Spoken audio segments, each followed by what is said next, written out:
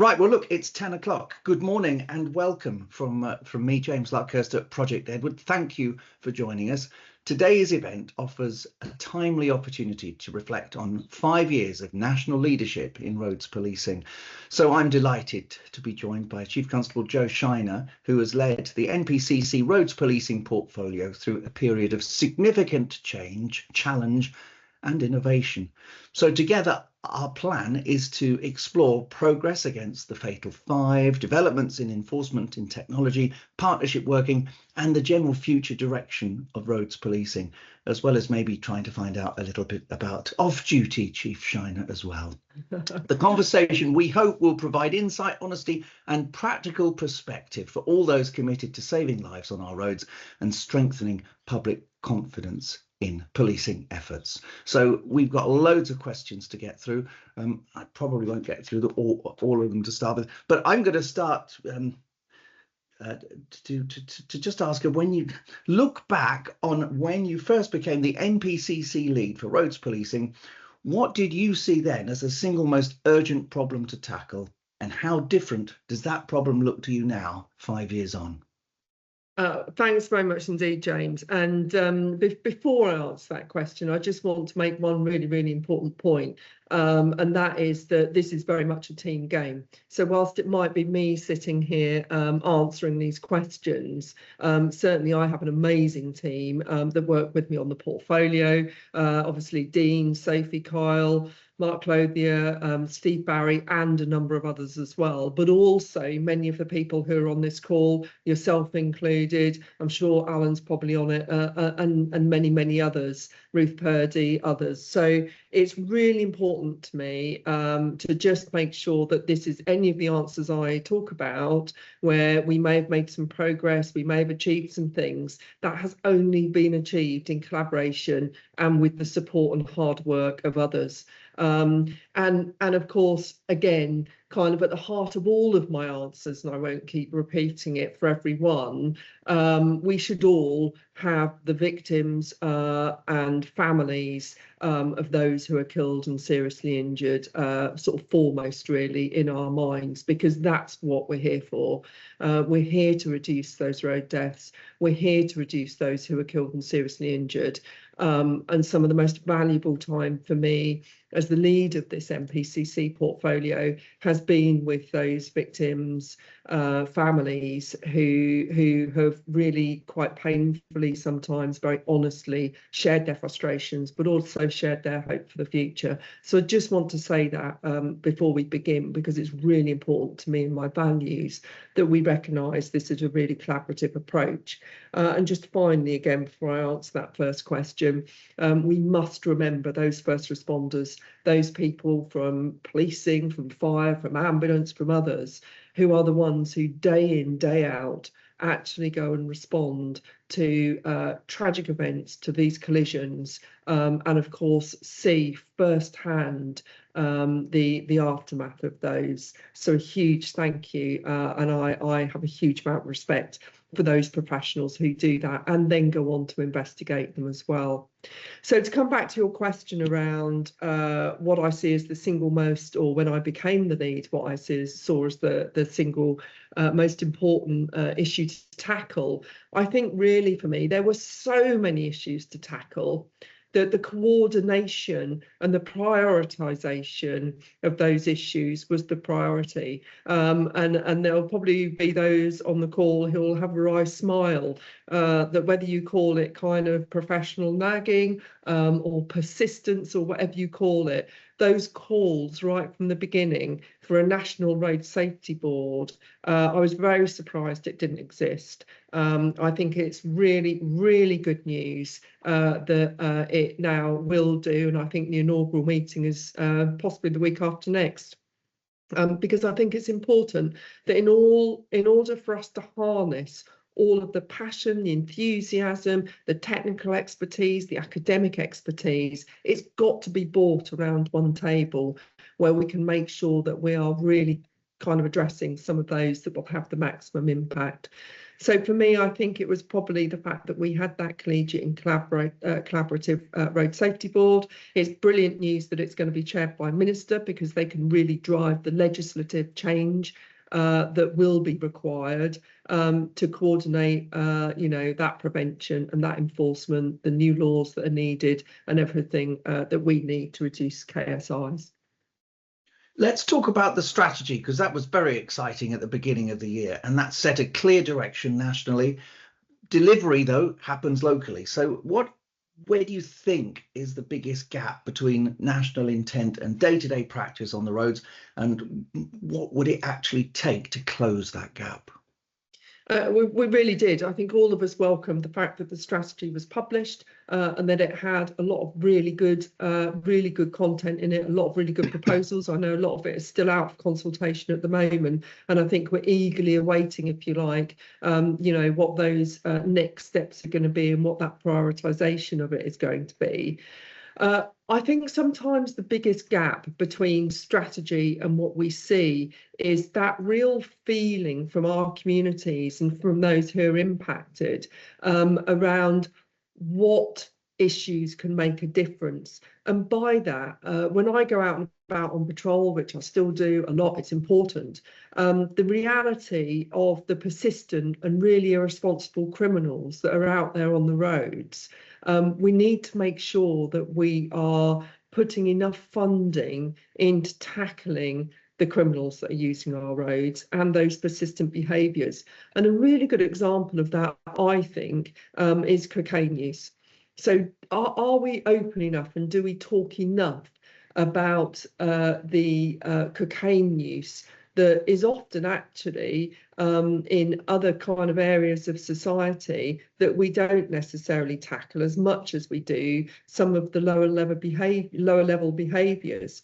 So for me, I think some of the gap is really being honest and being very raw about some of those behaviours which we need to tackle, so that we're not seeing increasing numbers of drug drivers on the road. We're not seeing the death associated with that and the carnage associated with that. And making sure that any of the prevention, the laws, the technology that needs to be put in place to tackle that actually makes its way up to the board, back down to the practicality of policing it, and that those two are very much linked. And is that going to happen? Is because it's in my limited experience, I know what a ticking time bomb it is, what a really growing issue. So I very much hope it is going to happen. I'm sure we'll come on a little bit later to some of the proposals that we have put forwards probably 2 or 3 years ago now, and actually physically handed to the Minister, Lillian Greenwood, who I think is really, really good in terms of the energy and the passion and the knowledge that she brings to this, and of course has been instrumental behind the strategy. So I do think that those things will happen. Personally, I think they're taking longer than we would all like for them to happen. And that's one of the slight professional frustrations I have, which I'm hoping the board will bring some scrutiny to. And that's the amount of time it takes to either develop technology or get the Home Office approval for some of that technology, and to actually move things quickly to address emerging issues. I'm now going to attempt to bring in some questions from members of the audience. So bear with me, because my technical skills aren't the best. I'm looking for Ian Robertson, who was on the call, but I think you might not be there anymore, because I had you lined up to ask the first question. But I'll look out for you if you come back, and we will move to Emily Brannan from the University of Kiel. Emily, you're on the call. Your microphone and camera are enabled. Would you like to ask your question? Yeah, good morning, everybody, and especially to Chief there. Thank you for doing this today. It's really nice to, have these webinars. So reflecting on the last 5 years, how do you see the relationship between enforcement and education, or educational diversions evolving, and where do you think that boundary between the two should sit? Well, a really brilliant question, because we know that we can't enforce our way out of this. We know that we can't police our way out of it, certainly, or any of the other agencies who indeed enforce. What we've got to try to do is either change the technology within vehicles so that we design out road crime, if you like, change the behaviours of people who are still, frankly, just completely irresponsible in terms of how they drive. And there has to be a sliding scale for me in terms of sort of all of the enforcement, the prevention, the engagement, the education, all sorts of, descriptors we could use. I think we are very lucky, frankly, to have Ruth Purdy, who is obviously the CEO of UK RoAD and of the Road Safety Trust, and some really, really committed people in both of those organisations, and of course some associate academics as well, who can really look at how can we change those behaviours, because everything that we prevent means that we're preventing an offence on the roads that could have led to somebody being killed and seriously injured. So prevention has to be our first port of call, but it's inherently difficult to measure, as you know, because kind of you don't know what you don't know, do you, to a certain extent with prevention. But I think a lot of the work that UK RoAD are doing, a lot of the funding that they are able to give through the Road Safety Trust to be able to look at what's going to work in the future will assist with that challenge that you describe. Emily, do you have any thoughts on that yourself? I mean, I've got a whole PhD on on this that hopefully will help to inform future delivery of the courses. But yeah, I think that joined up partnership thinking and winning people round, explaining the logic and them understanding why being safe on the road is the best for them and the wider public. Thanks, Emily Brannan. Next is to Ian Robertson. Ian, I'm very sorry because I was looking at I for Ian, but of course I should have been looking at R for Robertson. So Ian, if you've got your camera and microphone on, the floor is yours. Thank you and good morning, everybody. So I think the main question is, how can a Chief Constable prioritise roads policing and prevention of road death when they don't get measured on this by HMIC? And that question really comes from the fact that HMIC recommendations often say forces need to improve investigations and criminal investigation, major crime. So they take officers from other areas and push it into that to increase their ratings to HMIC, which in my view actually detracts from the roads policing area. Okay, great question. I'm not going to get into a debate about HMIC FRS because we really have not got the time for that.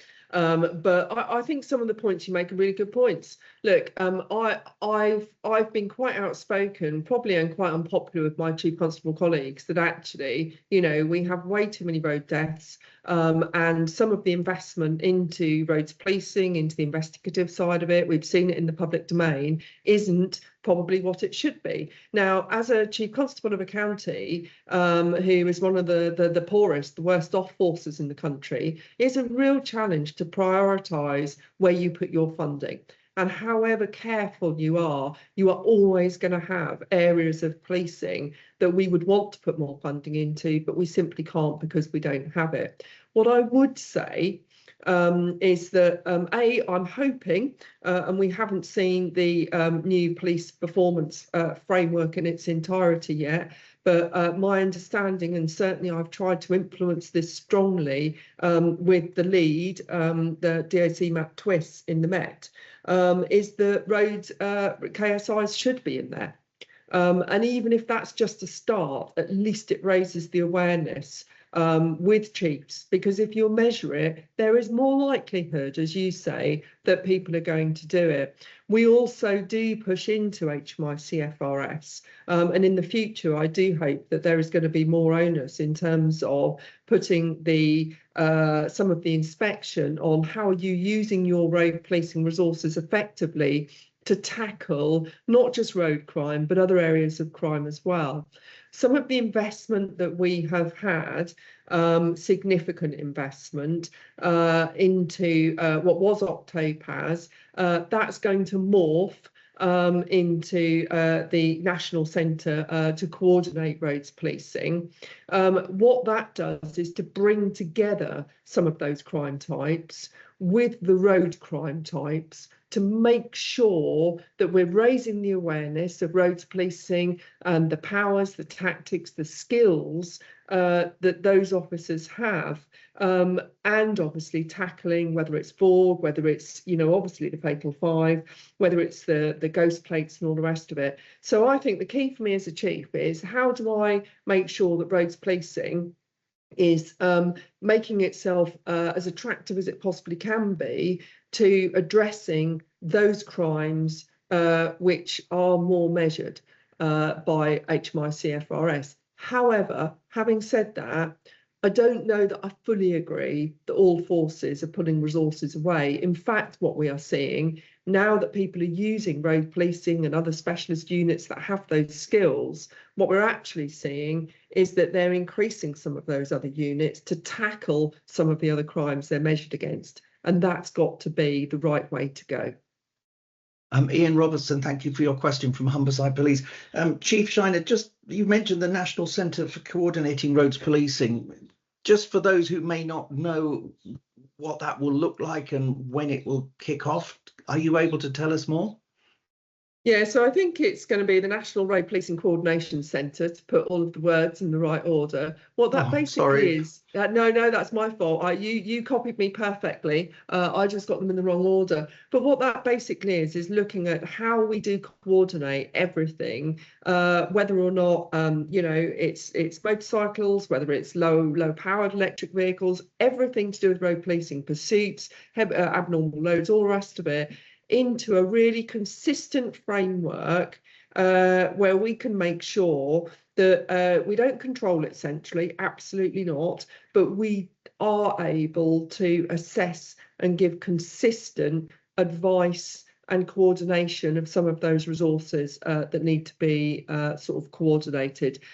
Kyle, Commander Kyle Gordon obviously leads that at the moment. It was Octopaz, and all we're doing is modernising that, if you like, and evolving it to make sure that as a portfolio, we're really, and as road policing nationally, we're really fit for the future.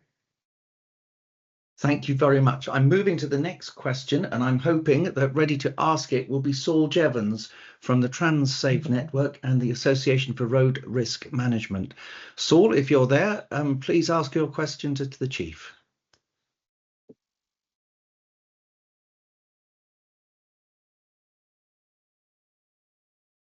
Hi, Joe.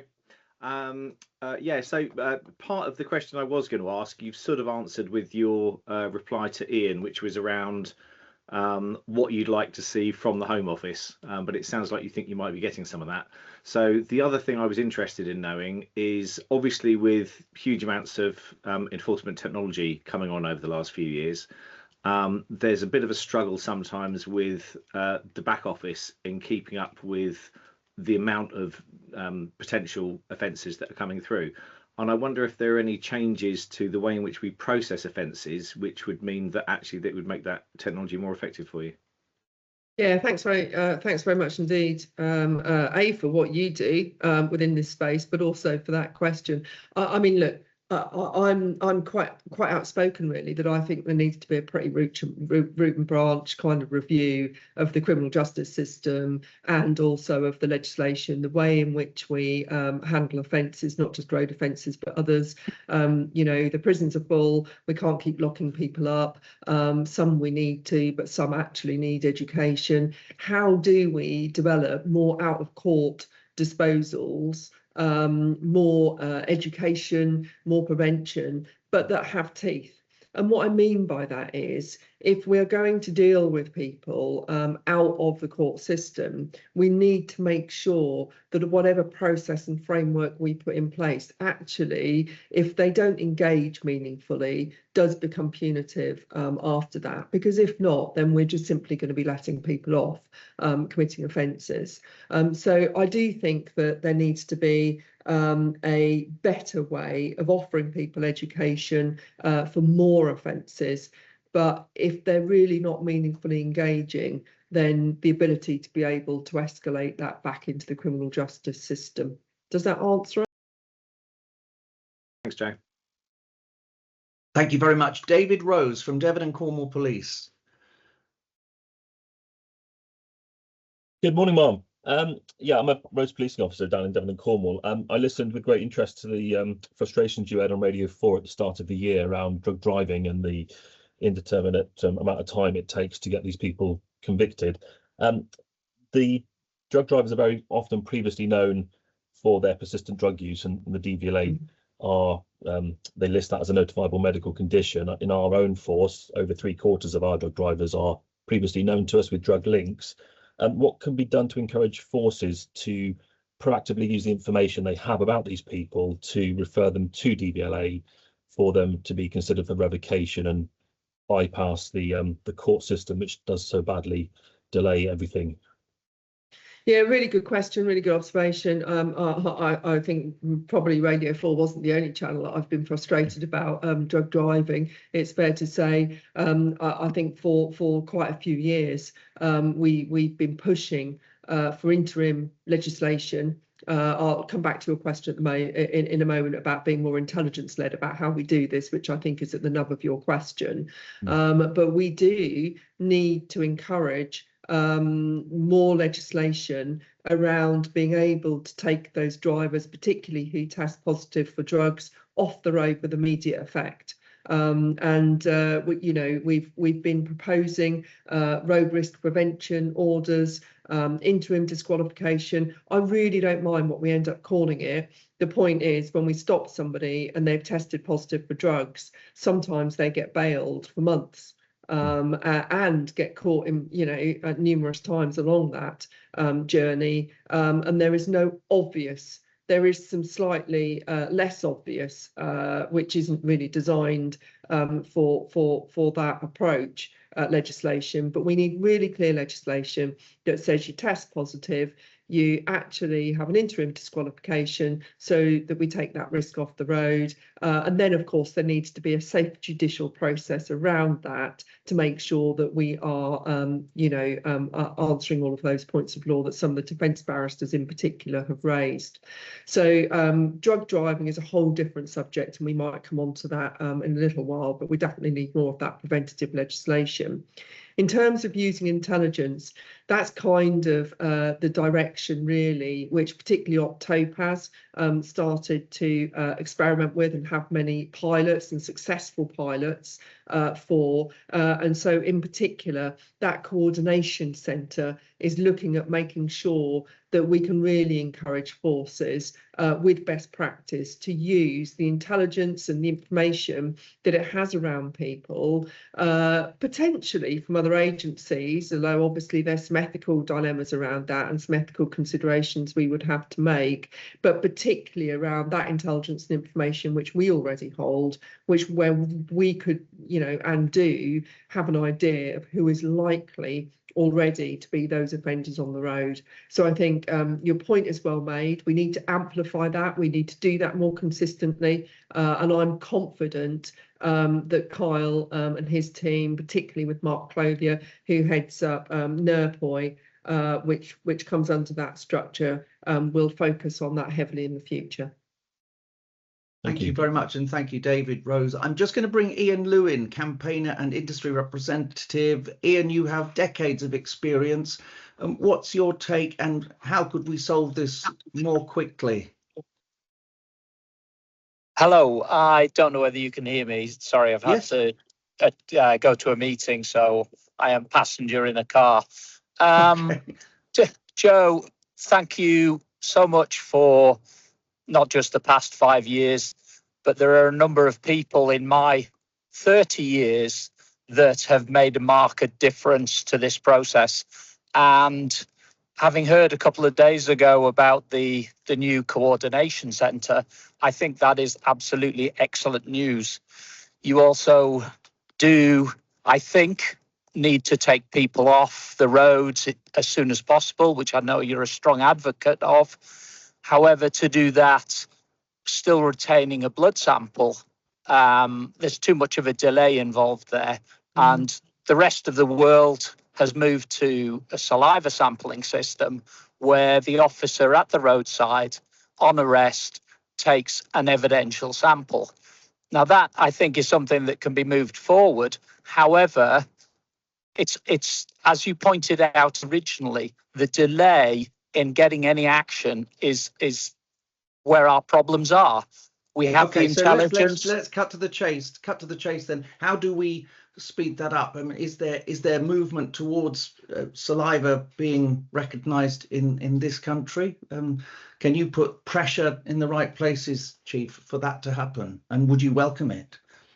Yeah, I mean, I think the points that Ian makes are really, really good ones. And as I said at the beginning, we need to get faster from start to finish in terms of recognising what the problem is, getting to the nub of it, having a good look around the world at what the most optimum technology is, which aligns with our evidential standards, if you like, but then becoming much more nimble and much more agile in terms of making sure that we get that approval through the Home Office, and that we're then able to kind of translate that into roadside practice and practical use much more quickly than we currently are. Thank you very much. Thank you, Ian, and thank you, David Rose. Let us move on. I've got a couple of questions from people who I was going to invite them to join us, but that they definitely aren't here. Ian Marples, who represents Smart Start, he says the Lockout Drink Driving campaign is calling on the UK government to introduce a mandatory alcohol interlock programme for high risk and repeat offenders. Is this something that you would support?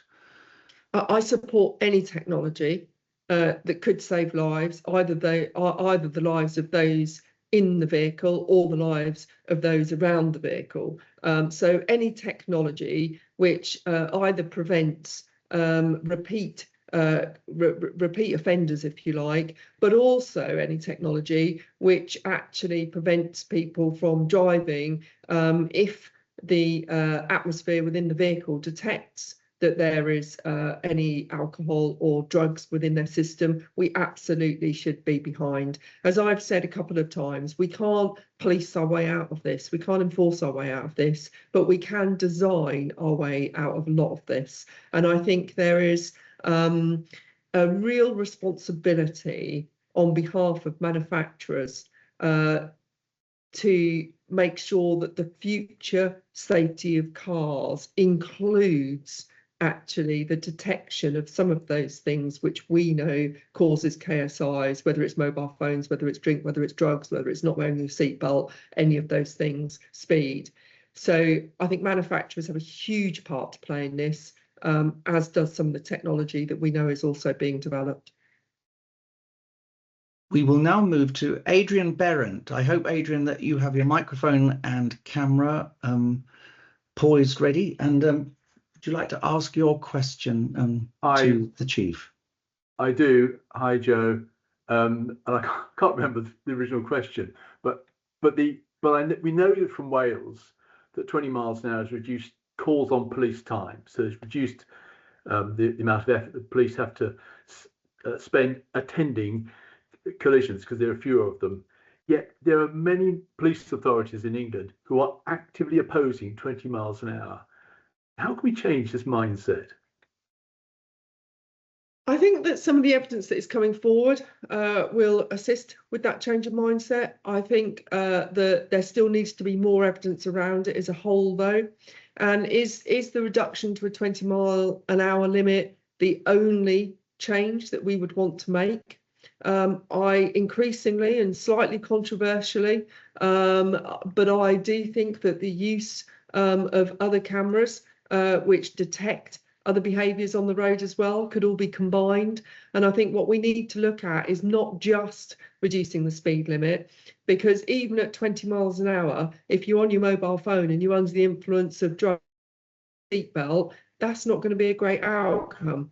So I think that's where this National Road Safety Board needs to bring everything together, be really clear about what the evidence and the intelligence is around what are the major factors in terms of reducing KSIs, and then prioritise what that programme is for us all to build on to be able to do that. 20-mile-an-hour limits is one of those elements. The technology we spoke about in the last answer is another one of those elements. Greater use of the ANPR cameras, you know, greater stuff to greater legislation against ghost plates. All of those have to come together. So that's where I think we need to bring it together at that national board to really drive some of the change. Thank you very much, Adrian, for your question. We'll move on. Tony Ransley, who I hope is available. Tony from Beach Parish Council in Hampshire, would you like to ask your question?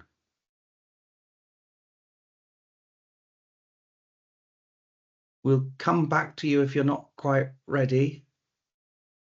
Okay, we'll move on and we'll come back to this one. Is from New Zealand, Rachel Mason from the police in New Zealand, who says the most common interaction with the public is through a traffic stop. However, road policing is sometimes seen as less real policing, focused on tickets rather than harm prevention, and has been routinely undervalued and is sometimes resisted by both police officers and the public. How do you think the last 5 years have changed this perception with police and the public? I think that's really interesting. So, I mean, I joined policing, gosh, 34 years ago now, almost 34 years ago now.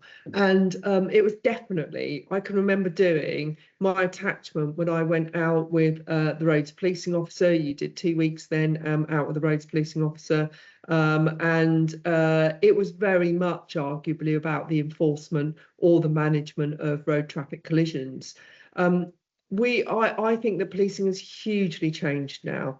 I think a lot of the training that is done, a lot of the awareness that is done with road policing officers around exploitation, around domestic abuse, around many of those cross crimes, if you like, that we know roads policing resources officers are really good at assisting to reduce. I think that has definitely changed the angle of it. But there is a reality to this, that we do need to prosecute people who are breaking the law on our roads, whether it's because they're speeding or whether it's because they're committing one of the other fatal 5.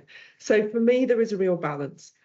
And that's where the coordination centre and the work that Topaz has been experimenting with, and somebody's popped on the side bar about the really good work around Vorg and Kent, and there's other examples of that, much of which has been funded by the money from Optopaz. We're working right across the country with that, sort of testing some of these initiatives.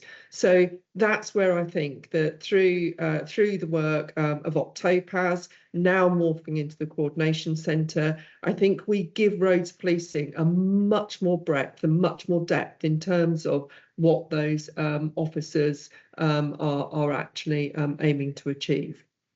I'm going to throw an extra one in there because I've tried to keep one eye on the chat. There is a comment from Paul Fletcher. This is just relating to mobile phone offences. Do you agree we need to push through a phone use course ASAP? I do. I think we need to be really clear about what the legislation around not just the use of mobile phones, but also the use of other technology in the vehicle, and arguably that we wear. Because you know, this morning I glanced sideways and someone's sitting there looking at their smartwatch whilst waiting at the lights, which, you know, and I'm thinking this is not just about, is it, the technology that we knew in the past. It's not just about picking that mobile phone up and using it. It's about all of the other things that we have on us that could distract us from driving. So that's where I think, and I know that Ruth Purdy, the UK Road, the academics that work there are looking really hard at how do we design courses for the future that are going to actually survive contact with the technology of the future as well, and make sure the legislation is there really clearly to back those up. Thank you. I am going to pause now for a slight change of direction. I want to bring in Tony, so well done for getting your camera and sound on. I know Tony from some years back, great advocate of the role of the volunteer community speed watch. Tony, what's your question for the Chief? Okay, I think we are all agreed that the best way to control speeding is through average speed cameras. And a typical average speed configuration for a 2-mile road can cost anything up to £600,000. Now, I was trained as a physicist, and I know that if I know the distance that a vehicle travels and the time it takes over that period of travel, I can calculate its speed. So the actual measure of average speed is a very basic mathematical formula. Now, what we are doing is we are putting £100,000 cameras down to measure the starting point of the average speed zone, 100,000 camera in the middle, and £100,000 camera at the end of it to measure something that any 11-year-old physics student could determine. So there is lots of technology about now which enables you cheaply to take an image of a vehicle and record the time at which he passes that point. And for £10,000, you could monitor a road that currently would cost £600,000. And I think your point, Tony, is that some forces are in favour and some are very much against, and you're looking for national coordinations. Sorry, just to kind of summarise. I think basically the problem is that, you know, it works. In Beach, we took speeding from 1 in 5 vehicles down to 1 in 20. So from 20% speeding to 3% just by putting average speed signs up and these cameras up. I've tried and tried for years to get this done. Why is the police not interested in a simple solution that could reduce speeding drastically? There's the question. Brilliant. Thanks, Tony. Can you still hear me okay? Quite unhelpfully, they've just started up the most loudest lawnmower outside my office window ever. Yep, we can hear you fine. Brilliant. Okay. Let me turn this up a bit and I'll make sure I can hear you. So I think the question is, why aren't we using some other technology effectively to be able to monitor speed locally? I think that's the question, Tony, isn't it, in terms of some of those calculations. So part of the challenge is that with everything now in law, we are needing to make sure that the evidence which is being gathered is not digitally enhanced, that there's all sorts of rules and regulations around making sure that that evidence is exactly what it is. And I'll give you an example that increasingly we are having, for example, videos which are sent in purporting to be a road traffic misdemeanor, but which actually have been digitally changed by the person who's sending it in, whether it's through AI or some other means. So there is quite a lot of regulation, and the forensic regulators, actually, we have to work really closely with to make sure that any evidence that we are using to prosecute is evidence which is true evidence and has been properly regulated, properly worked through, properly licensed. So I think that any introduction of cameras, new technology, does need to be worked through responsibly and ethically. That isn't to say that I don't disagree with your main point, that actually we know that average speed cameras work in the piece of road that they are. Thank you so much, Tony. James, can I just pause for 1 sec, because I literally can't hear you. I'm so sorry. I'm just going to go and get someone to get them to turn that lawnmower off. It won't be a moment. Yep, I've got my top hat, my cane and my dancing shoes on, so I'll just entertain for a couple of minutes. So I've never had the opportunity doing this to interrupt a chief constable with some music, but and I won't do now, but just bear with us. We will the next person, I will line up the next person, and for that we will go to Warwickshire and to meet Chris Lewis. So Chris, if you could kindly put your it's all right, you missed a great song there that I sang to everybody. And right, Chris, are you there? Chris Lewis? It's probably my fault for allow microphone and allow camera. Chris Lewis, you should be there. I'm here. Great. Your question to the Chief, please. Thank you. Good morning, Chief. My question simply is this. As we look and consider the current police reform plans, where do you think roads policing should sit in any new national model? Yeah, really good question, Chris, and nice to see you again. I mean, first of all, I think the national police reform plans obviously need to take their course, and there is much work being done, as you know, to develop what that looks like. I suppose what I'm really clear about is that roads policing is about more than just the national capability and capacity. Because if I put my Sussex Chief's hat on, my inbox probably has as many emails around antisocial driving, noisy motorbikes, speeding, you know, in 20-mile-an-hour limits and others, as it does around actually the more serious end, if you like, of road policing, where we're talking KSIs and some of the collisions. And of course, we know that antisocial driving is also serious to those communities. It's important to those communities, particularly where there is, you know, illegal car meets, or where people do use some of the roads, where children should be able to go out and play, but they're racing around it, all the rest of it. And of course, you know, e-scooters and alternative mobility and all of those other things. So I think that there is a really good conversation to be had around what national capability and capacity there needs to be with the higher end skills, if you want, whether it's your pursuits or whether or not it's your escorts, all the rest of it, your special escorts, all the rest of it, versus that capability and capacity that is much needed within our communities. So I don't have an answer for that. As I say, you know, I think there was a real sliding scale between the two, from community-based roads policing up to what is required nationally, and which we have within mutual aid, you know, public order support, all of that sort of thing. But I think it's going to be really interesting watching how policing kind of changes over the next few years. Thank you. Thanks, Chris Lewis. We are moving to Lincolnshire. Kate Fielden from Lincolnshire Council, who says she's not able to join the call, but this is her question. At a recent Agilysys Road Safety Strategy online event, Kathy Miller argued that the UK government should consider economic development, particularly the rural hospitality sector, when looking at drink-drive limits within the UK Road Safety Strategy.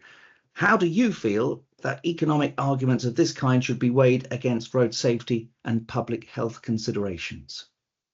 OK, forgive me, because I didn't see that. I mean, I probably simplify things more than that. I think that there is that the law is that you don't drink and drive. The law is that you don't take drugs and drive. And of course, there are sectors who are probably more who we could impact more, to therefore reduce that on our roads. But ultimately, the law is there, and people who choose to do so are breaking the law, whether or not they're relevant to the rural hospitality sector or whether or not they're relevant to, you know, an urban one. Unless I've missed the point of the question, James, I think this is quite simple, that there are laws there that people should abide by. People have personal responsibility to make the right choices before they get behind the wheel. And I don't think that there is an economic argument for actually breaking the law and driving whilst under the influence just because you might be part of a rural community. Forgive me if I've missed the question there, but we don't unfortunately have Kate to clarify, but we'll that made sense to me. So could we move on, because I remember part of the strategy that you launched probably 2 or 3 years ago was the kind of like, it's everybody's responsibility to police the roads. And a question that's coming from Andrew Place, Humberside Police: how do you see the future of OpSnap JourneyCam within the roads policing portfolio? How do you see it working to reduce KSIs and improve driver behaviour? This area of policing is increasing, and I wonder whether a national approach is required to deal with offenders, in particular high harm offenders. It absolutely is, and it's a key strand of work that actually sits under the work that is going to be done under the Coordination Centre, and in fact is already being done under OPTOPAS and our national our portfolio anyway. So we have been looking at this for some time. We've been looking at good practice for some time. We definitely need to make it more consistent. We definitely need to make it future-proof in terms of making sure that anything that is submitted is actual original evidence and hasn't been tampered with using AI or any other means. So there is a good bit of work that's going on. Andy Cox, who is within the portfolio as well and does some incredible work raising awareness, has also got a good lead in terms of this. So we do need to do this. It needs to be consistent. I would argue that there needs to be one national system that is used so that we can make sure there isn't a postcode lottery in terms of how it's responded to, and it very much needs to be linked into that whole approach of, if you like, the proportionate sliding scale of education versus enforcement. Thank you very much. Let's move to Derbyshire and bring Stephen Hughes in. Stephen, I hope you've got your microphone and camera enabled and can ask your question. You're very welcome. Just to check, that is a question I did actually post on the thing about GDL. Yes, I would really like you to ask it. Yes, because, sorry. Yeah, good morning, Mom. Yeah, it's to do with the graduated driving licence, because in the government's portfolio, the policing plan, they didn't mention anything about having the GDL. When we know that Ireland's got it, I just read last week that Scotland are now looking at it. We know that most of the European countries already have it, and that's quite a lot of the other developed world countries do have it. We just seem to be falling behind the curve on this, and we've just literally last couple of weeks or so had a carload of 4 in the car, all under the age of 20. Unfortunately, one was killed. I know Leicestershire, I know Graham Compton's on the call. He's had one recently as well, similar. It just seems to be endemic that we are so far behind the curve, and this is one thing which has been proven worldwide to actually save lives. So should we be putting more pressure on the government to actually adopt this system? Yeah, so I agree, and I've been very public in my support for a graduated driving licence or whatever we end up calling it. And I was disappointed that it wasn't part of the road strategy earlier in the year. You know, and I think the bravery of many of those families who have spoken out about this really does need to be acknowledged, because it's heartbreaking. So I think that there has been a lot of pressure put on both government and the previous government in terms of introducing it. I'm hoping that the National Road Safety Board will, even though it's not part of the strategy, really listen to what I think communities, parents, I'm not sure that I've heard many people that are actually opposed to it. There are a few, of course. But I really do look forward to further conversations around that. I also think there are some other quick wins that we could have. For example, we know that the use of recreational drugs in young drivers is quite common. I saw that at a road stop I was at 2 or 3 months ago, where we pulled some vehicles in, and young people are testing positive for recreational drugs whilst driving. So I've lobbied for some time for either a random drugs test or a drugs test of everybody who takes their driving test, for example. Why would we not do that? It would raise awareness around that, but also I think that it would certainly enforce the point that you cannot drive whilst under the influence of recreational drugs.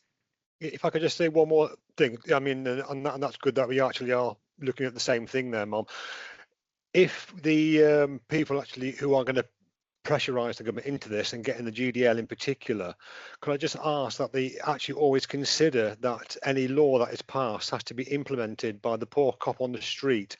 And I always use the reference at 7:30 at night, midwinter, on a Sunday, when he's got this in front of him. He doesn't want to be looking at things up on a computer. It just needs to be a usable law that can be used there and then, not 3 weeks down the line when he's got some more advice. Yeah, so I'm going to pick you up slightly on your language there, because we have an increasing number of female officers, of course. Sorry, I do apologise.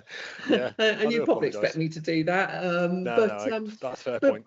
But either way, I think the point you're making is absolutely right, and that's why, you know, all of us within the portfolio, whether it's Kyle, we're all still operational officers. We go out with roads policing officers as regularly as we possibly can, because we need to make sure that what we're asking for actually does translate, as you say, to that 2 o'clock in the morning driving rain. How am I going to deal with what's before me? And is the legislation to do that actually kind of as simple as it can be at the roadside, whilst offering the greatest protection?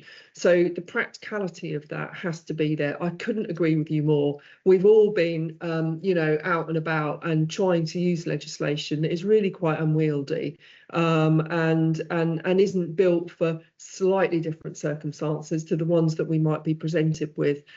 And that's my earlier point around legislation in the future needing to be agile. There is no point us designing or encouraging, if you like, legislation for the challenges of just what we have before us today in terms of technology. And e-scooters are a really good example, aren't they? We went from e-scooters and now we have all sorts of different powered, I'm not even sure what to call some of them, which are very capable of causing death and injury. So we've got to design legislation collectively that can be properly and easily used by officers who are out and about there in the driving rain at 2 o'clock in the morning.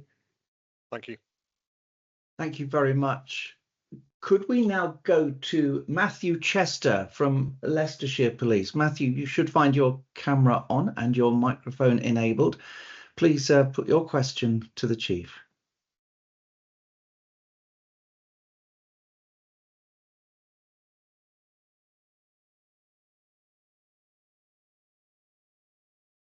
Hello, Matthew. I'm here. Okay, great. Off you go. Hi, Mum.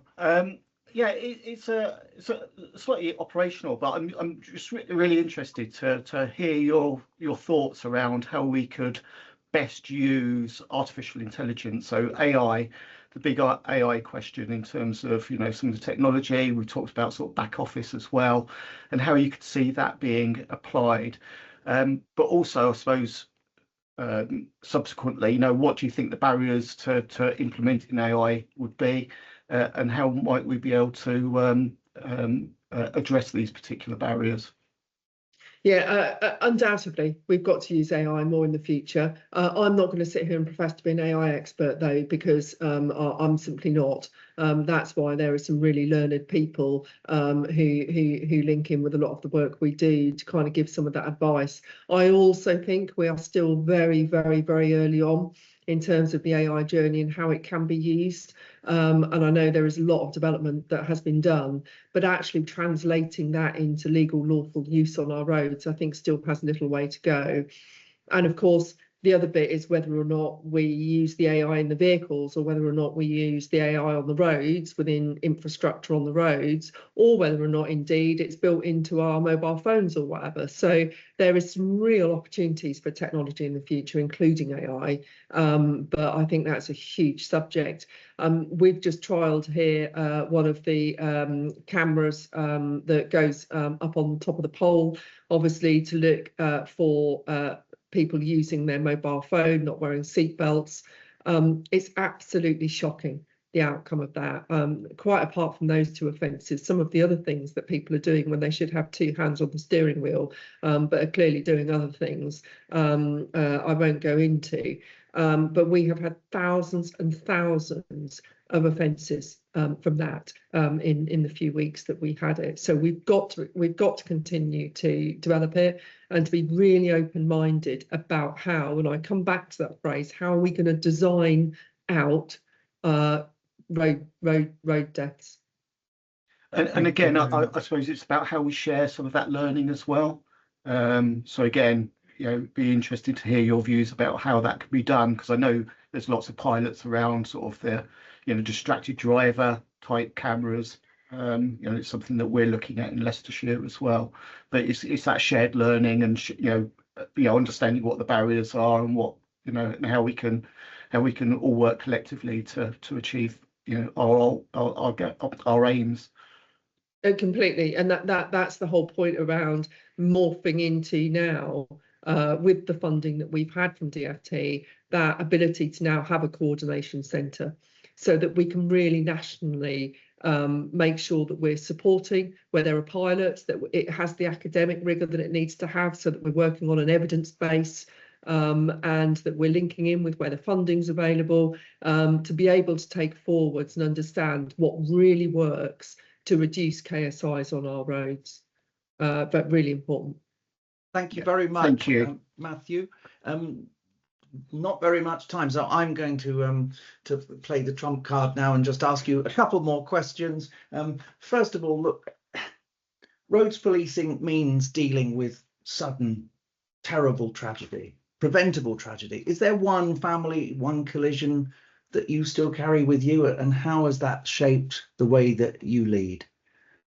Goodness me. Well, I mean, the obvious answer, of course, James, is what happened to my own family when I was a teenager, and my father was killed on the roads on his way to work one morning. And it will always, of course, stay with me every single day. The impact that has had, particularly on my mother, my brother, and other family members. So I am never, even if I wanted to, I'm never able to forget the impact of road death. And I think what it enables me to have the privilege of doing, frankly, is to be able to sit at some of those tables where either I can influence on behalf of policing or of more collective voices who may not have that opportunity to really do, as I said at the very beginning of this, why are we all here? We're here to make sure that we try and reduce those people who are killed and seriously injured on the roads, to reduce the number of victims, and to make sure those families don't actually go through that.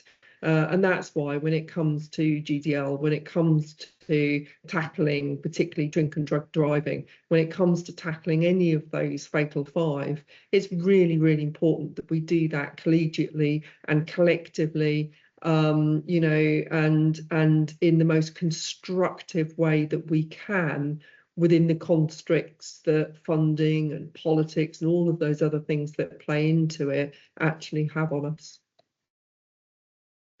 One more question. I was rather hoping you were going to bring a picture of Rocky and just show us where work ends and Rocky, the Rocky Road begins. just tell us a bit about what you do to switch off and when you get home from tough days and how important Rocky is to you. Oh, goodness me. Well, I think, some of you on the call, I mean, I'm hugely passionate about policing, and hugely passionate particularly about roads policing.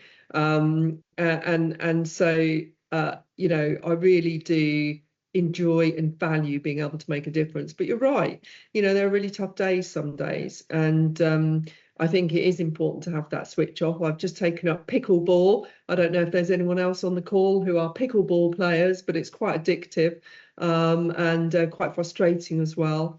But I do also have my beloved dog and my beloved husband, but the dog always gets talked about, who definitely takes my mind off things. He's a 50-kilo rescue Estrella Mountain dog, a proper mummy's boy, thinks he's a lap dog.